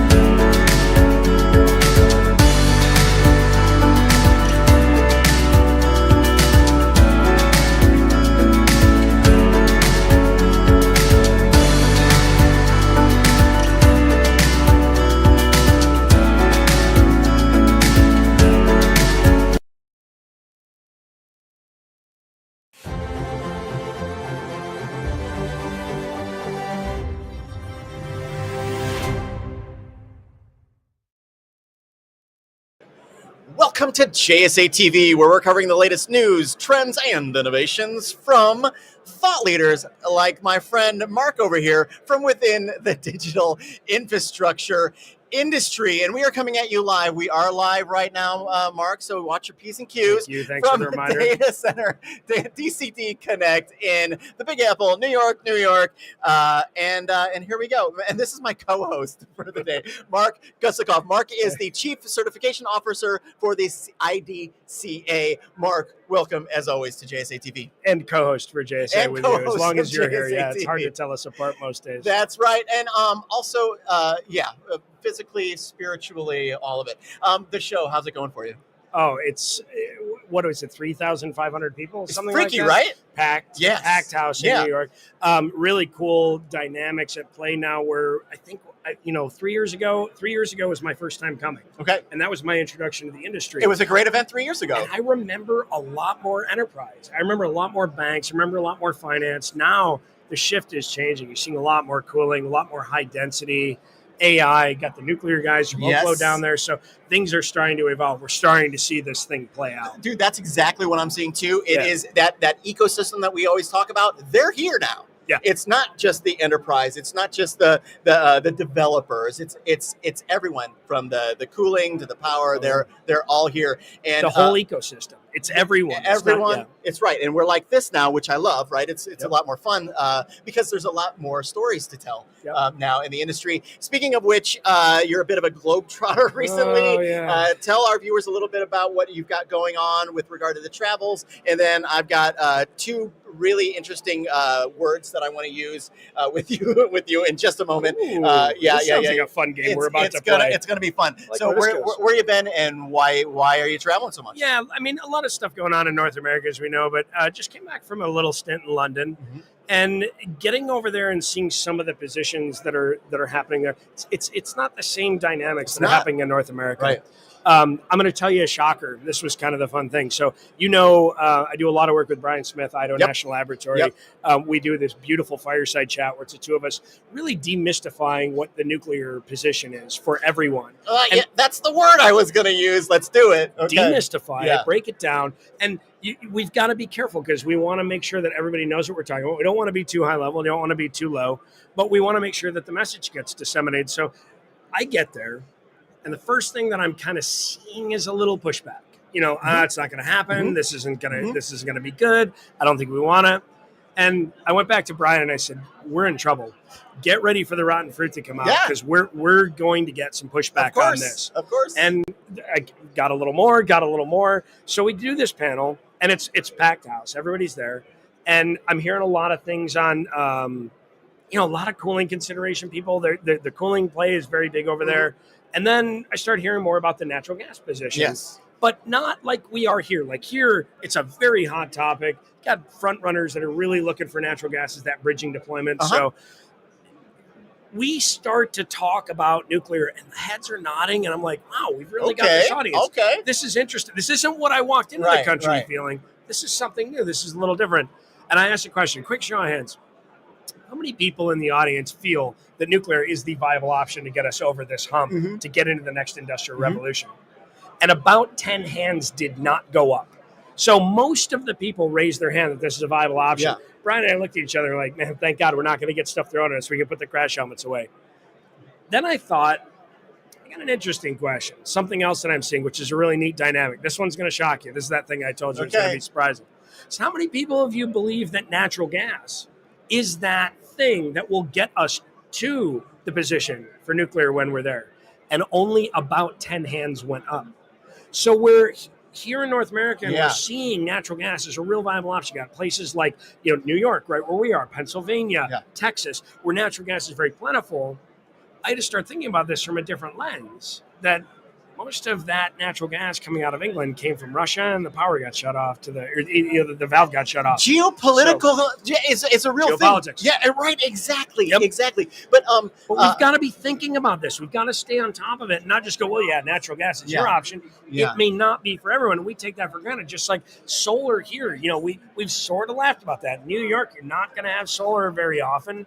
As a good resource because you don't have it direct overhead for 12 hours a day, middle of winter in Buffalo, New York. Right. I maybe get an hour of sunlight a month. So in some places like, Indonesia, when I was there, I got 12 hours of direct overhead being done. It's a great option. Texas, it's a great option. So we really need to start thinking about this kind of collaborative push and effect. We're not just seeing the whole, if we build it, they will come position with data centers. Now we've got to start thinking about where we're going to put the data centers where the power is. It's not always about bringing the power. Sure, we keep hearing that you can't build a data center here unless you bring the power with you, but we're starting to see more people strategically placing for either hydro deployments, where there's already nuclear, or where are we going to put power so that we can start building? And it becomes infinitely easier when the solution you're providing is multiple resources, sources. When you're not reliant on one or the other, it's a lot easier to go in and to do things expeditiously. But that's that bridging thing that we were talking about. So you've got, if you can get that natural gas deployment, build your data center near a gas line.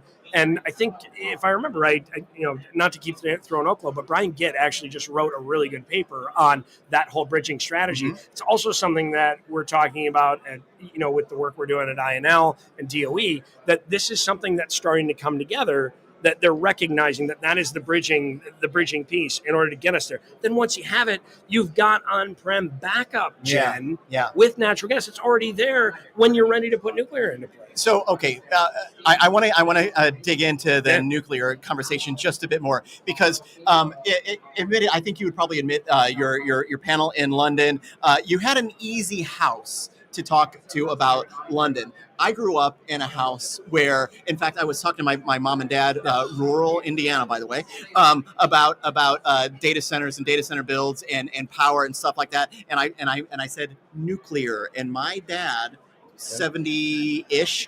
So speaking of bridging, it's a messaging strategy too. My dad said, "Oh, you and your friends are going to destroy the planet." My dad and my dad is just like, solar won't work, hydro won't work, none of this is going to work. But as soon as we try to use clean energy, nuclear, he's thinking Chernobyl, 3 Mile Island, and Fukushima. How do you bridge that gap? First thing I'd tell your dad is, no, Dad, you're destroying the planet. So, no, you, Dad. This is a really great question. So Brian Smith and I have been doing a lot of back and forth discussion on what we need to be doing to get the message accurate. But it's not just about listening, talking, and understanding. Now you've actually got to get a little bit of the translation in there so that you're speaking at the same level. Yeah. We've identified that at the conversational level, there's a lot of times that people will go to the general public and start talking about the hardcore science and engineering premise behind it. It goes right over people's heads. It loses them. It scares them. It scares them too, because now they don't know what engineering speak is. They maybe didn't take that science class to get to that level of understanding. They feel like they're being duped on some level. Sure. You think because you know big words, you'll be able to do this better. That's my dad. Yeah. Well, but the truth of the matter is, when we start having these conversations, we can say things like, when you watch the episode of The Simpsons and there's that green goo, and that's what they're calling radioactive waste. Yeah. radioactive waste is spent fuel. It's Yeah. just spent fuel Yeah. rods. There is no green glowing goo. In Yeah. fact, when there is a glow, it's blue. Mm-hmm. Happens underwater. You know, when Yeah. I've seen it happen at INL underwater in the tanks, but Chernikov effect, I think is what it's called. But these are the things that we've got to start getting clarity to, that what you think you've seen on TV all these years isn't true. So now you've got to undo a media perception, which is really hard. And you know, I love doing that, going on TV That's and right. doing all this stuff. But we've got to start speaking to people very factually, but we also have to be open to what they think. You can't just shut people down and tell them, no, you're wrong, or you don't know what you're Can't saying. talk at them, have to talk with them, you know. It has to be a two-way conversation. You Yeah. really got to start. We really got to start understanding what they don't know, and then how can we correct this to facts? How can we talk about the facts? Let people have their opinions. That's okay. But if you come from a place of your opinion is based on facts that are not true or invented truths, it's a very dangerous spot for all of us to be in, because no one wants to give up Netflix. I mean, I've said this a million times. No one wants to give up their Netflix. Nobody's giving up Amazon Prime, but we got a power problem. We need to solve it. Right. And I'm glad you're on the front lines of that, Mark. Happy to. Yeah. Happy to be there. Yeah, and thanks for joining us today. Appreciate it, as always. Thank you very much. You bet. And thank you, viewers, for watching JSA TV. We'll see you very soon.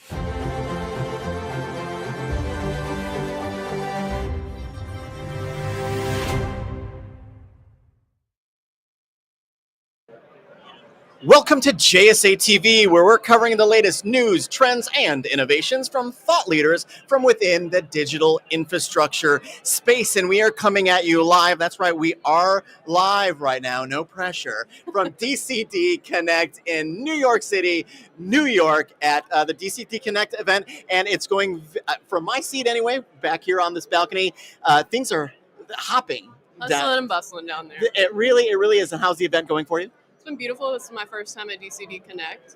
First time in New York in general, so I've loved it. All the food, love the atmosphere. I've had a lot of pizza since I've been here. That's what I had for dinner last night. And before I go any further, this thought leader to my right is Savannah Taylor. Savannah is the marketing director from Airsys Cooling Technologies. Savannah, did I get that right? That is correct. Hello. Outstanding. And so for our viewers that don't already know, why don't you tell them a little bit about Airsys? Yeah, so Airsys Cooling Technology, they provide infrastructure, obviously, to data centers and telecom. And we predominantly do air cooling, and we also now have liquid cooling because diversification of the infrastructure is a hot topic here at DCD and probably forever at this point in time. So yeah. Yeah, so diversification of the options, or having options for that cooling, infinitely critical right now, specifically when we're talking about like other supply chain challenges and actually getting some of these facilities up and running and legitimized. So with that in mind, why don't you tell us a little bit about your cooling solutions and the innovation behind those solutions? Yeah, of course. So we pride ourselves on sustainability first and foremost, as well as efficiency and reliability. And that's across the board for most, infrastructure. Yeah. That's kind of uptime. You cannot have any lag time or anything like that. Especially when the liquid cooling comes to play, that is a huge topic right now, and that seems to be where we're going to start going to begin with. Yeah, I mean, when we think about the challenges associated with AI, and nobody leaves JSA TV without talking about AI, and you're going to be no different, Savannah. But when we're talking about AI and we're talking about the densities and the amount of heat and the amount of power and all of this kind of thing, cooling becomes more critical than it's ever been in our history. Oh, yeah. AI doesn't actually become a reality without cooling innovations. Right. And so I suspect that the advent of AI, or this kind of AI push over the last 5 to 10 years, really kind of over the last 3 years, right. Probably has changed the game a little bit for folks like Airsys. Yeah. I would say a lot of the clients that we're seeing now come in, they're predominantly looking at cooling solutions, or liquid cooling solutions, excuse me. We do have a product called Liquid Rack where you have your servers go into it, and it's not immersion cooling, it's a spray direct-to-chip cooling, which is actually way more energy efficient and heat. Direct-to-chip, yeah. Right, you're that. Surprisingly, or maybe not surprisingly, we talk about cooling, immersion cooling, and things like that. Direct-to-chip, very few folks are really talking about that. So right. that sounds like a differentiator for Airsys. Yeah, I think people are a little afraid of it just because it is kind of a brand new technology. Yeah. But we're literally in the space to start innovating. I mean, when it comes to AI constantly changing what seems like by the hour, why would we not push innovation forward in that regard? I'm with you on that. I'm with you on that, Savannah. So speaking of innovation, what trends are you seeing perhaps in the industry with regard to cooling or whatever else it might be that you're most excited about? Definitely excited about the liquid cooling. I'm interested to see how we're going to push forward just as an industry when it comes to, and the running joke at DCD has seemed to be, do not bring up PUE. Unfortunately, I'm going to bring that up. But it's interesting. I think we have a lot of challenges we have to start looking at from the infrastructure side and everyone when it comes to, getting the utilities there. Who's buying up the land? Should they be buying it? Or are people doing AI just to do AI? Do they not really understand it? So there's a lot of yes to all of that. Right. And a lot of complex issues going on that we have to address. So. Right on. Well, Savannah, thanks so much for joining us. I appreciate it. Yeah, thank you for having me. You bet. And thank you, viewers, for watching JSA TV. We'll see you very soon. Thank you.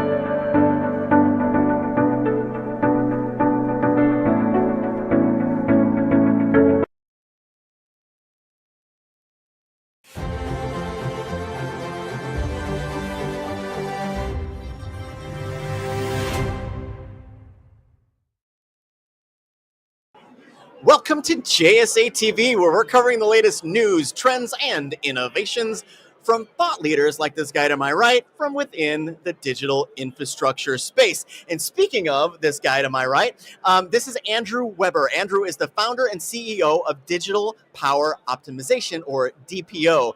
Andrew, welcome to JSA TV. Thank you very much for having me. I'm excited to be here. I am excited for you to be here because I already know that we're going to talk about some things that I haven't gotten a chance to talk about yet in the last day and a half or so. But before we get into that, how's the show going for you? Oh, it's great. Excellent. A ton of great exhibitors, new technologies to look at and understand. It's a great show. Yeah, the theme I'm feeling is that the ecosystem is just getting bigger. The more support we need, the more innovators are kind of coming out of the woodwork at this point to support the industry. And that's what we're seeing at DCD Connect right now. Yeah, absolutely. Look, the idea of change is constant in this space, and I think it's accelerating to the point that people have to adapt and iterate even more quickly today to kind of keep up and make sure that this growth can actually happen. Right. And speaking of DPO, what do you do? Yeah, so Digital Power Optimization, or DPO, we were founded about 5 years ago on the idea that there's actually a bunch of stranded power in this country. A lot of the people at the data center conference might not realize that a lot of power producers actually have to sell power at negative prices, because there's too much power available and not enough transmission. What? Yeah, no kidding. Especially in places like the Midwest, the Plain States, there's a bunch of excess wind power, and there's nowhere to put it.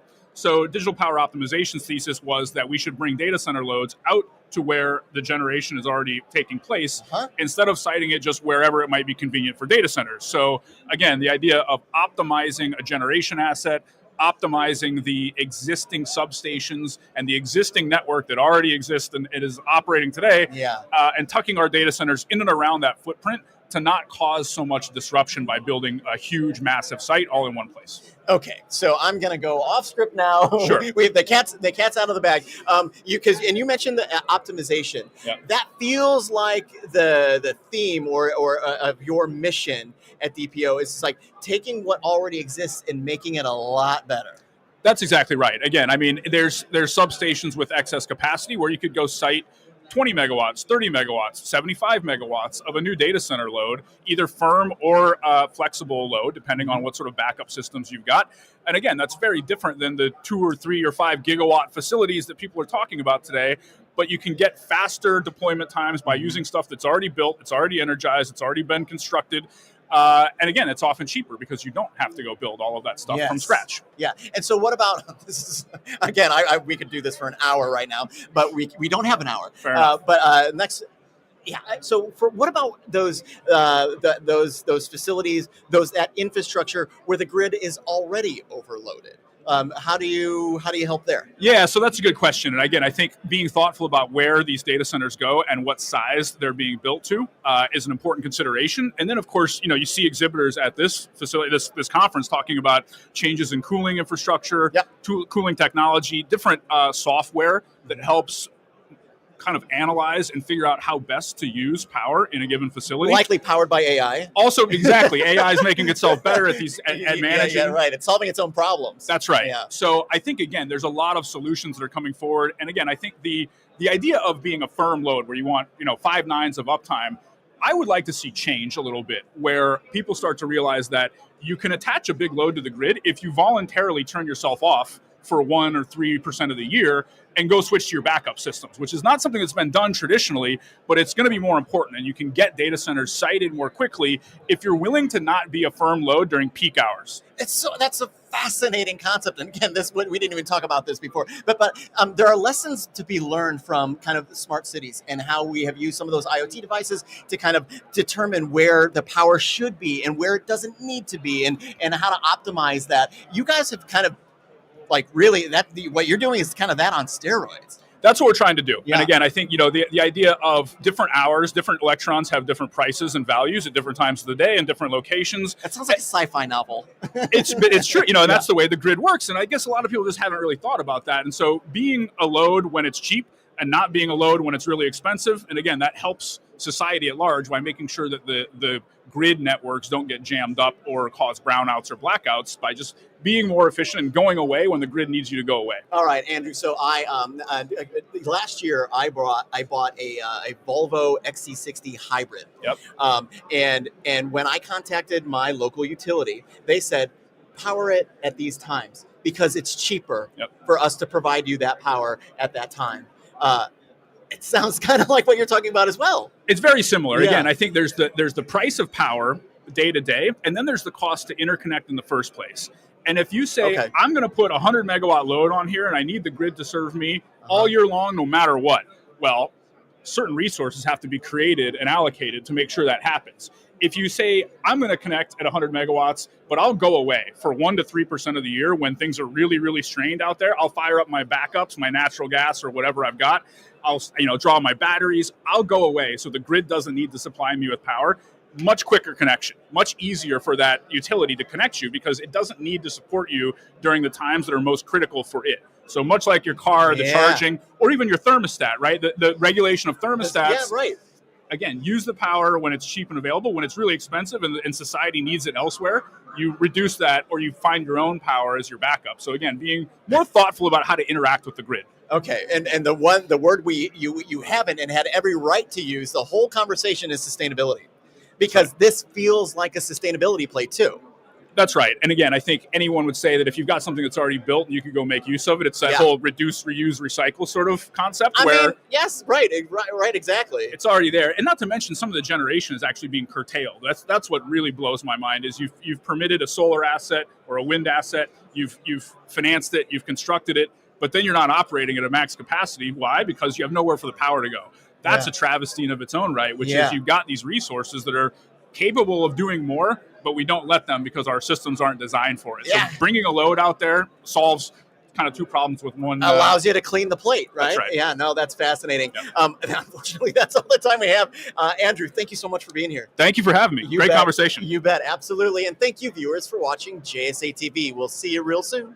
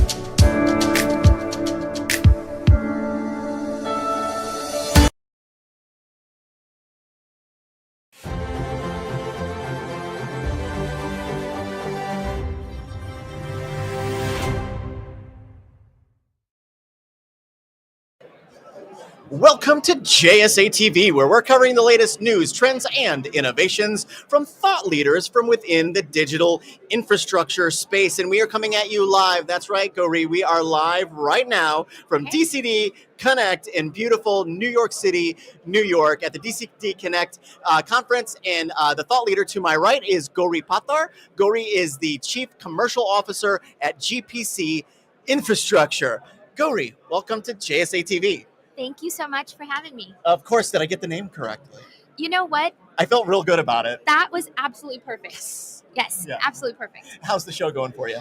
I have been amazed at the energy, the level of conversation, the thought, and just how much just buzz there is Ton of and it. excitement. Right? Yeah, It's yeah. a fun time to be here and to be a participant in this industry. We're Yeah. thrilled to be here. And all of these participants really have their kind of like niche play within the ecosystem. Yeah. And you're no different. For our viewers that don't already know, why don't you talk to them a little bit about GPC Infrastructure? Absolutely. So GPC Infrastructure provides on-site energy as a service to the data center.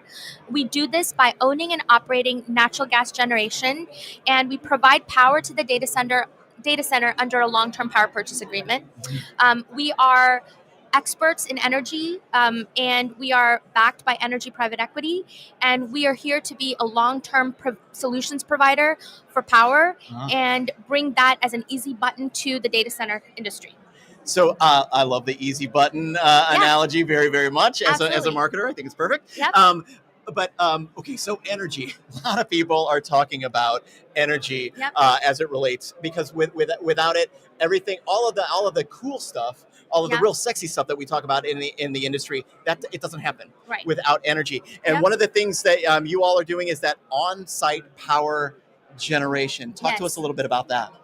Well, on-site power generation really puts the control back in the hands of the data center.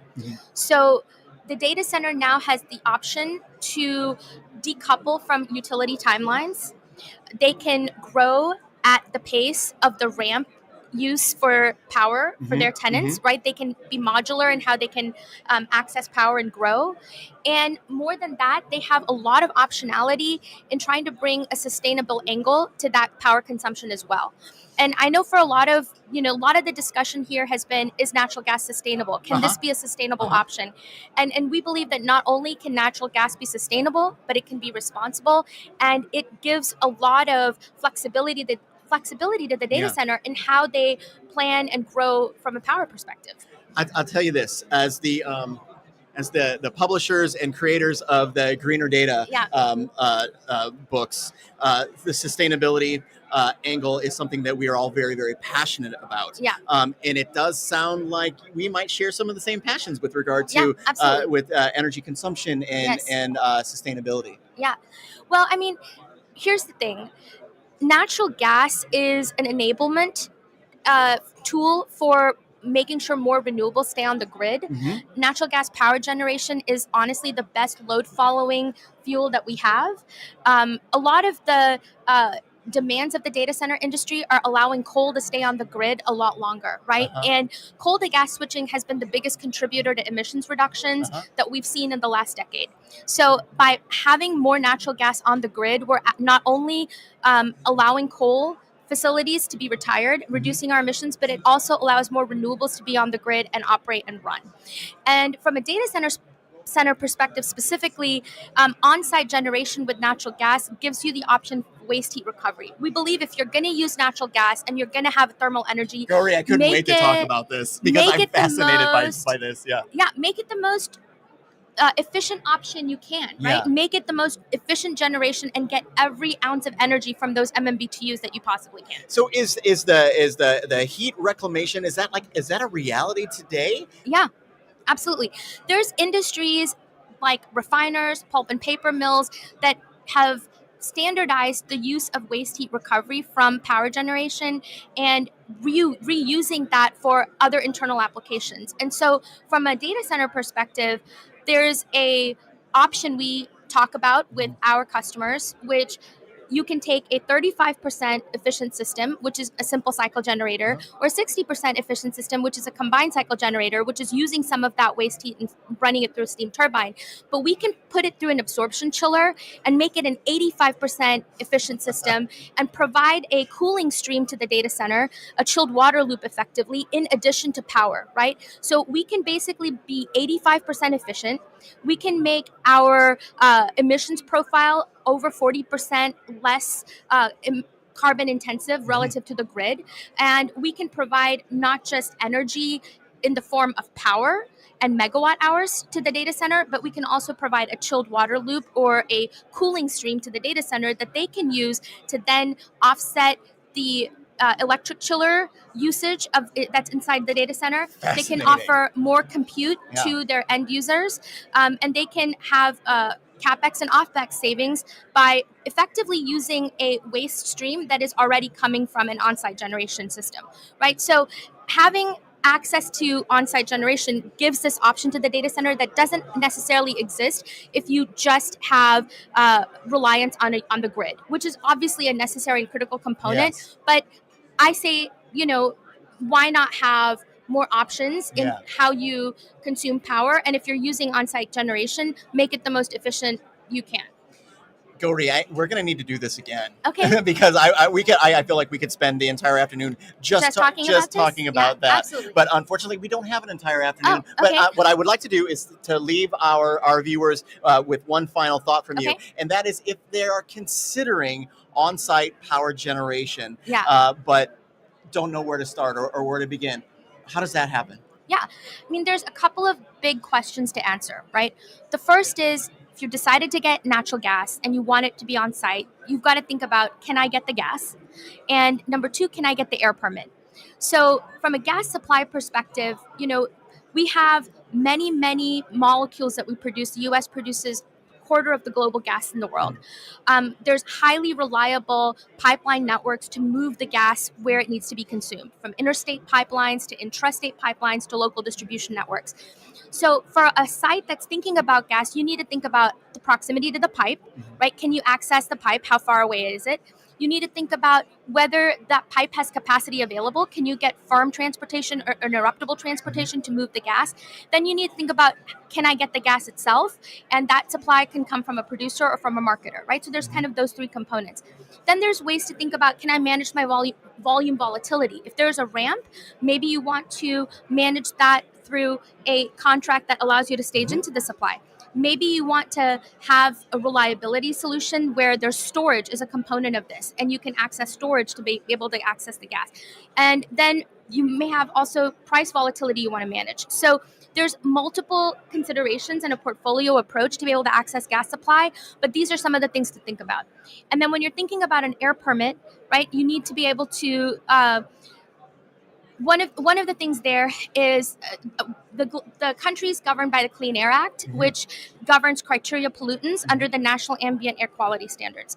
Right, natural gas generates NOx emissions, which are a precursor to ozone, and if there are attainment areas, you're generally fine, because in those areas the criteria pollutant levels are fine and you can generally get permits relatively quickly.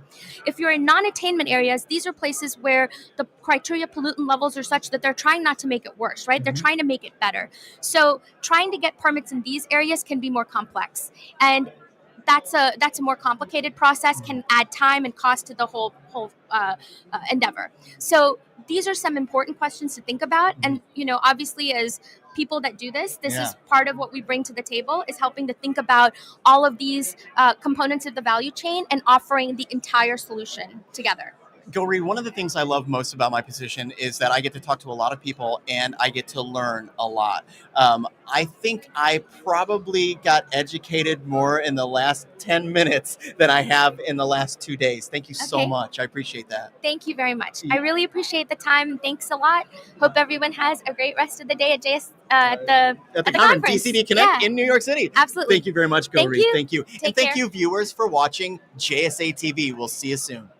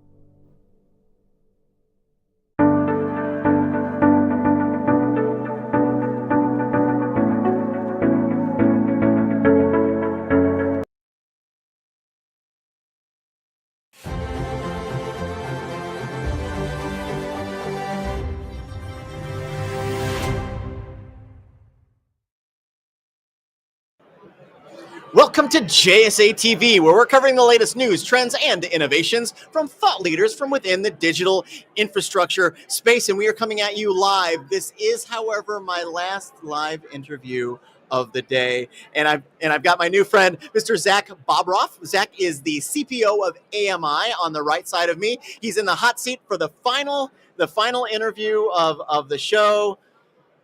How's the show going for you? The show's going great. I mean, lots of vendors. The show continues to grow back to its pre-COVID levels, which I'm excited about. Yeah. And you can see, obviously, AI having a big focus as it is across the entire industry. As it is, yeah. And you also see the rise of all of these new hardware vendors. No one vendor can really be your supplier for all your technology needs. Preaching, yeah. So what we're really bringing to the situation from AMI is a vendor agnostic management tool so that you can use it across all of the different hardware manufacturers that exist today, whether it be OEMs or ODMs. Let's talk about that. For our viewers that don't already know, why don't you tell them a little bit about AMI? You guys have got some history there too, yeah? Good point. Yeah, I mean, AMI has been a long-standing company in the technology industry. We've been around since 1984. We're mainly known for our firmware products, whether it be BIOS to boot up your system or BMC firmware to manage your system. But now we're also expanding beyond that to offer more best-in-class management solutions for servers at large. So as we kind of bridge that gap, we're trying to raise awareness for what we're doing, and it's very well paired with the industry today. Yeah, so you just said as we try to bridge that gap. I imagine you're probably helping a lot of the people on the show floor bridge their own gaps. That's true as well. Yeah, as they move to that multi-vendor environment, you're no longer just buying all of your hardware from one vendor. That's right. You now need to have a homogeneous view of your heterogeneous data center. Those are big words, and I understand both of them. Yeah, I'm working on it. One step at a time. But you need to see a single pane of glass and a single way to view all of your different hardware. There would be for AI, compute, storage, all sorts of things in the data center these days. And so, did you find that the folks that are on the floor are these like who's your bullseye customer? Who's our bullseye customer? That's a great question. I would say our bullseye customer is somebody who's moving into their next data center. They're trying to design it in a way that they've never thought of it before with this multi-vendor CDUs, power shelves. It's getting quite complex to design your data center. You can't just go to a one-stop shop anymore. Forget about it. Yes, exactly. So our ideal customer is somebody who's looking to make the tough decisions as they move to their next level of compute and problem solving. So I don't know if you guys have a play here, but immediately I'm thinking like you guys kind of sit. There are these new constructions, right? And some of them may or may not be incorporating new technologies and things like that. But what about like retrofitting legacy infrastructure and facilities like that? Has that been someplace where you all fit? Is it you have a play there? Since we're a pure software play, we absolutely fit in that space as well. If you're bringing in CDUs or you're adding more of them, and you need to pair that with your new hardware. It sounds silly to think of, but when you got one of these $300,000 AI servers, you need to manage it better than you did your $3,000 server. And when you're turning it on, it's not only checking is the power good, you need to check to make sure that the CDU is running water through it and things like this.